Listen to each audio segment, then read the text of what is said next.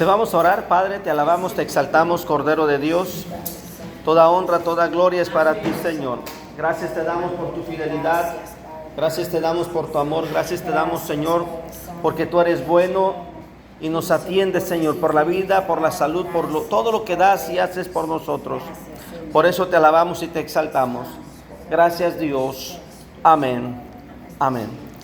Pueden sentarse. Quiero llevar a analizar algunas mujeres que a la luz de la Biblia se vinculan con unas frases importantes, y con esto quiero motivar la fe de cada uno y aún yo mismo mi propia fe, mi misma fe, porque lo he dicho, hay historias de mujeres en la Biblia que son impactantes, historias de mujeres que marcan un antecedente del poder de Dios. Amén. ¿Sí? Y yo quiero que vayamos a ver primero el libro de Esther, capítulo 2, versículo 17, por favor. Libro de Esther, capítulo 2, versículo 17. Aleluya. Aleluya.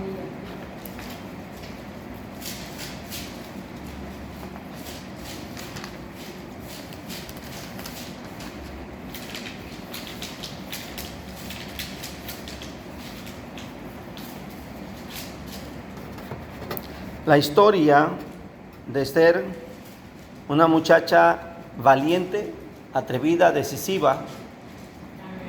Esther 2, 17. ¿Ya lo tienen? Todavía no lo encuentran. 2:17, amén. Sí, amén. Así como están unidas, honrando al Padre, al Hijo y al Espíritu Santo, dice, y el rey amó a Esther más que todas las otras mujeres, y halló en ella gracia, benevolencia delante de él, más que todas las demás vírgenes, y puso la corona real en su cabeza y la hizo reinar en el lugar de todo lo que hizo el rey, porque halló gracia. Impactante la historia de Esther, hermosa la historia de Esther, porque es una historia que lo logra sin necesidad de la intervención de sus padres, sin el apoyo físico de sus padres, porque sus padres no vivían. Cuando analizamos la vida de Esther, nos damos cuenta, de manera general, que Dios puede convertir a una persona que no tiene historia, que no hay antecedente, una persona que no tiene, vamos a poner así, un vínculo, una razón, un contacto, una persona influyente en la política. Dios puede convertir a una persona anónima en una persona poderosa. Dios puede convertir a una persona que no tiene capacidad, que no tiene características o perfil humanamente hablando para un trabajo, para una función, en una persona experta. ¿Y por qué menciono esto? Porque vemos a un José, sin ser experto, llegó a ser gobernador de Egipto, el segundo después del faraón. Vemos a un Daniel sin tener experiencia y todavía llegar bajo esclavitud, llegó a ser consejero gobernador, al grado, dice la Biblia, que algunos reyes se le postraron a Daniel y le rindieron tributos. Es impactante cómo es que Dios logra una persona de la nada, del anonimato, lo convierte en un Dios, como en el caso de Moisés. Dice la Biblia que Dios le dijo a Moisés, te voy a hacer Dios para Faraón. Es impactante convertirlo en Dios. Dios mismo le está diciendo a Moisés, te voy a convertir en Dios. Eso quiere decir que el lugar, el rango a donde Dios lo iba a colocar era superior a cualquier ser humano de esa época. Pero volvamos con Esther, porque Esther tenía todas las características para que en lugar de que alcanzara el reinado, no fuera ni por lo menos parte del casting. Porque no tenía madre, no tenía padre, quién pudiera apoyarla, quién pudiera motivarla, quién pudiera ayudarle a lograr sus sueños. Quiere decir que para poder llegar hasta ahí, lo que ella había logrado, lo que ella se había esforzado, ¿sí?, fue suficiente para poder darse a valer por sí misma. ¿Cuántas mujeres conquistaron para ese cargo? ¿Cuántas mujeres se habrán esforzado dar lo mejor en físico, en esfuerzo, en capacidad, en intelecto? Porque estas mujeres fueron probadas en todas las formas. Pero no tanto ya su capacidad, también fueron procesadas. Dice la Biblia que tardaron meses en perfumes, en tratamientos, en cuidados, para que todas fueran perfectas delante del rey. Pero esta mujer, que tenía todo lo contrario para no poder quedar, dice la Biblia, y por eso quise utilizar el versículo 17, porque inicia con algo, y el rey amó a Esther. Hay una frase muy importante en el mensaje de Cristo: ama a tu prójimo como a ti mismo. Ama a Dios sobre todas las cosas. Si tu enemigo te pide de comer, darle, eso es amor. El mensaje de Cristo se basa en el amor. Dice el apóstol Juan, Dios es amor. El que dice que ama a su hermano y no ama a Dios es mentiroso, y el que dice que ama a Dios y no ama a su hermano es mentiroso. Cuando la Biblia nos dice que el rey amó a Esther, está haciendo mención de algo que es Dios, y es el amor. Sabemos ahí que Esther también es una figura de la iglesia. También sabemos que el rey es una figura, es un tipo de Cristo que nos amó y nos halló perfectos. Ahora, cuando vemos la vida de Esther, esto debe de ser un mensaje directo a la mente y el corazón de cualquier persona, que no se requiere tener un antecedente histórico para lograr grandes cosas en Dios. No se necesita tener un historial de ayunos y oración, simplemente ser agradables delante de Dios. Y Dios cambia la historia. Hay más historias en la Biblia que yo quisiera ir mencionando, pero dije que solamente me iba a mencionar, y espero alcanzar a mencionar solamente algunas mujeres que tengo aquí preparado. Yo quiero que veamos si Esther está relacionado con un mensaje que Dios puede convertir a una persona en alguien especial sin ser nada. Entonces esto que quede grabado en nuestro corazón. Y yo quiero que vayamos también a el libro, vamos a Ruth capítulo 4. Ruth capítulo 4, versículo 15 y 17 al 17. Ruth capítulo 4, versículo 15 al 17. Vamos a ver otra mujer que también viene de una tribu que no era temerosa de Dios. Los moabitas y amonitas eran hermanos, primos hermanos. Ruth capítulo 4, versículo 15, 16 y 17. ¿Quién lo tiene, por favor?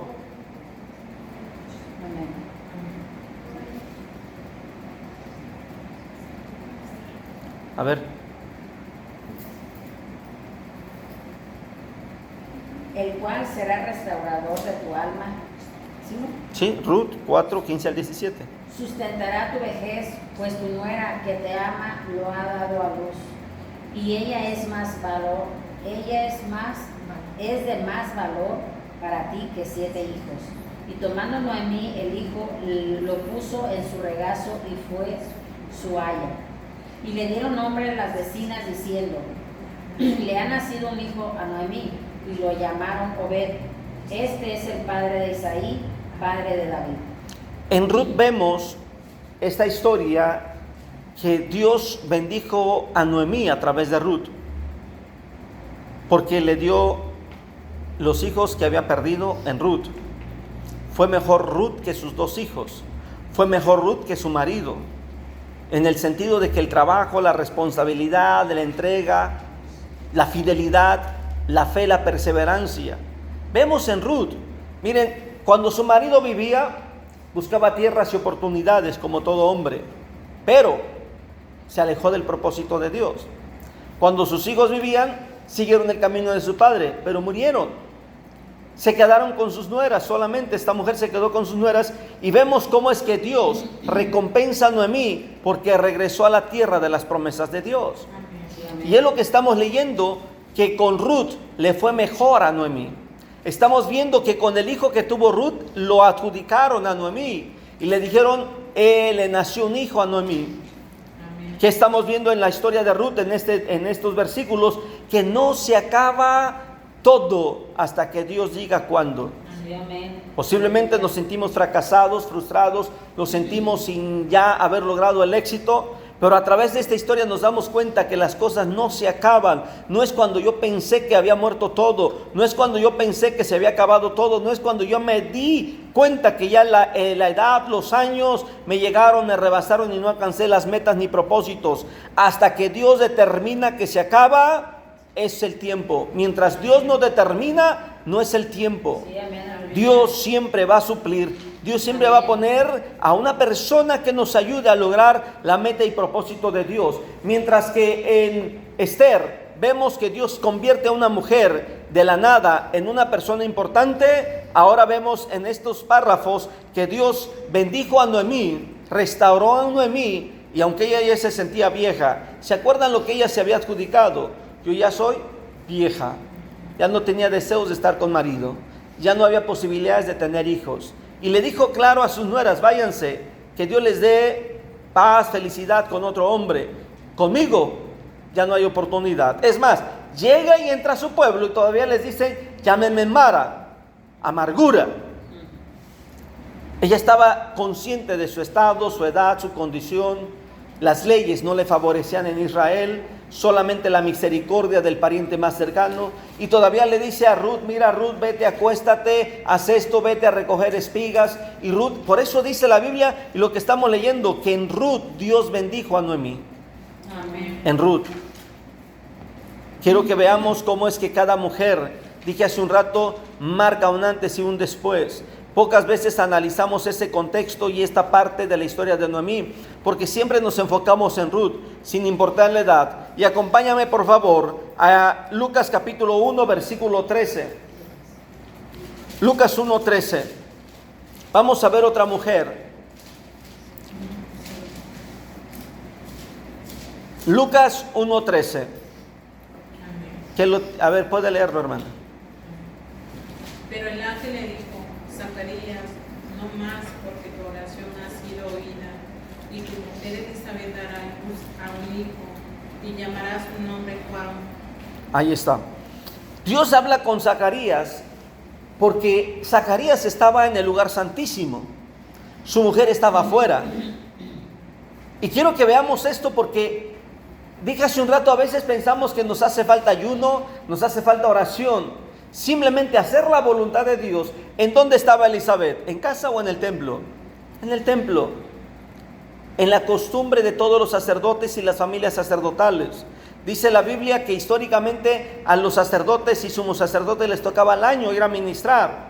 Y ahí estaba Elizabeth, una anciana, una mujer que ya había pasado la edad de la costumbre de las mujeres. Y ahí estamos viendo hasta el versículo 17 lo que Dios promete.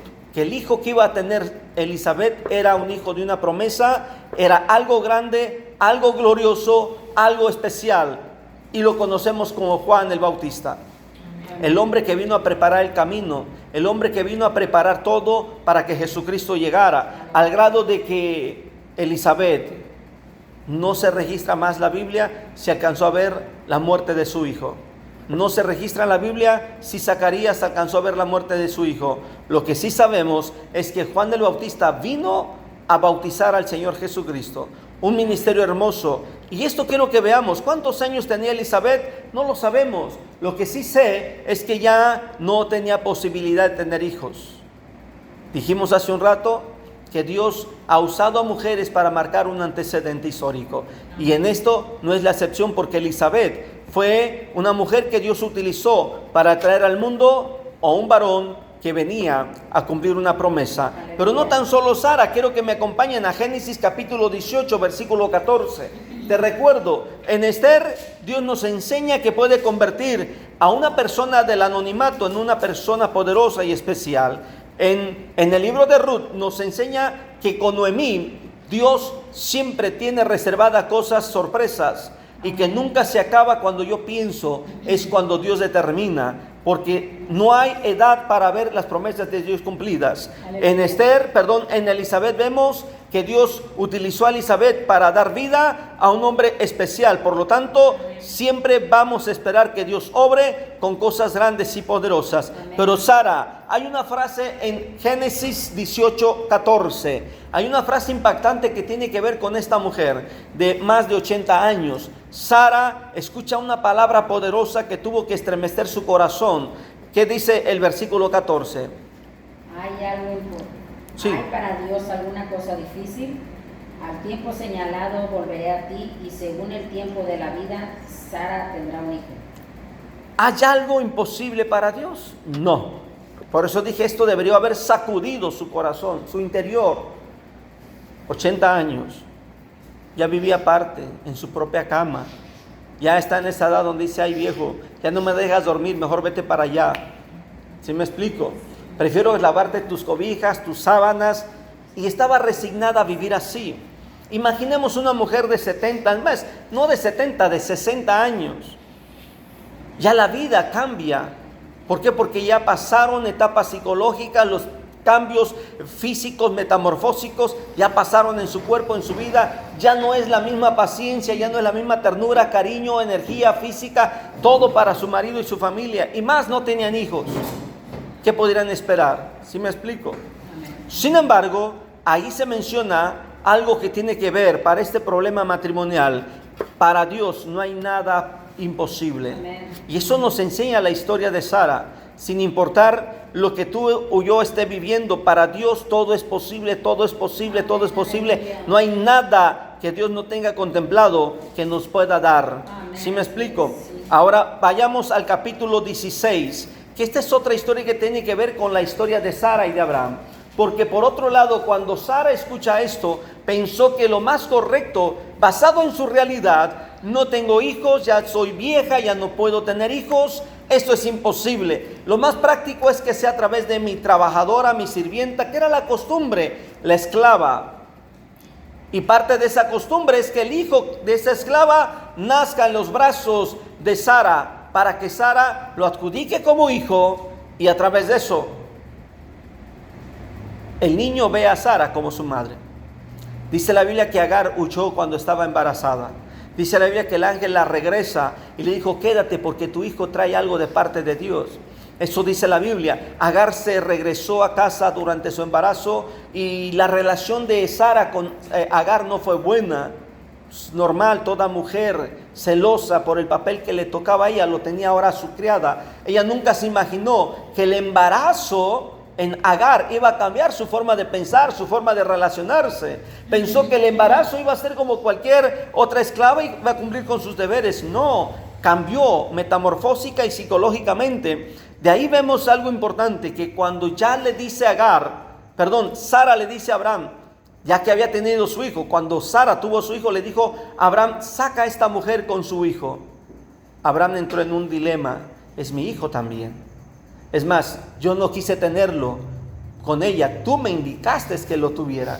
Pero viene la voz de Dios y le dice, oye, haz lo que dice tu mujer, hazle caso. Y dice la escritura que Abraham le dio la ración poca de comida. Así es que sale Agar y sale Ismael de la casa de Abraham y de Sara. ¿Y qué es lo que estamos viendo en este capítulo? Dice la Biblia que sucede que llegó el momento que Agar y Sara se quedaron en el desierto, Agar e Ismael se quedaron en el desierto.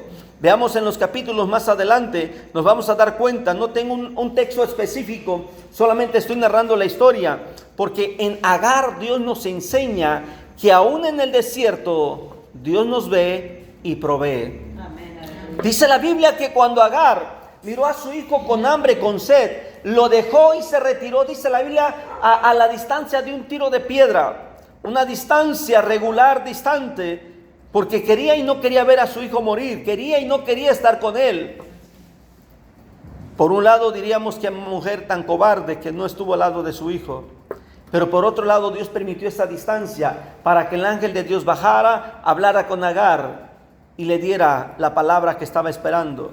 Y dice la Biblia que nació una fuente de agua y se quedaron a vivir ahí. Lo que no existía, ahora comenzó a existir. Y lo impresionante, dice la Biblia que Ismael fue cazador, pero en el desierto. Imagínense, para poder hacer vida en el desierto, entonces Dios mandaba animales, Dios mandaba a las presas. ¿Cómo vamos a cazar en el desierto? ¿Qué hay en el desierto?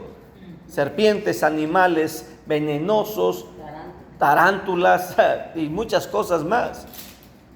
No sé si él comenzó a comer primero en su historia las cascabeles ahí del desierto, no lo sé. Lo que sí sé es que fue cazador. ¿Y qué nos enseña la historia de Agar? Que aunque seamos despreciados por la sociedad, ¿sí me explico? En el caso de Agar tuvo un hijo con un hombre que ella no quería tener. Ella no lo planeó. ¿Sí me estoy explicando? Ella fue víctima de un pensamiento de otra mujer, y a pesar de todo eso, la historia de Agar nos enseña que a pesar de todo lo que la gente haga con nosotros, si obedecemos a su voz, como lo hizo Agar, Dios nos ve y nos va a proveer. Es una historia poderosa. Hay más datos que sería bueno poder testificar y hablar más al respecto. Sin embargo, esto lo menciono porque entre Sara y Agar hubo discrepancias. Pero a las dos mujeres Dios bendijo. A Sara nos deja la palabra de Dios, nos deja una frase: nada hay imposible para Dios. En Agar nos muestra que Dios nos ve y nos visita cuando no nos esperamos. Pero quiero que vayamos ahora de nuevo al Nuevo Testamento. Y hay una frase que nos enseña una mujer sencilla, humilde, una mujer que nunca se imaginó ser visitada por un ángel. Lucas 1:38. Lucas 1:38.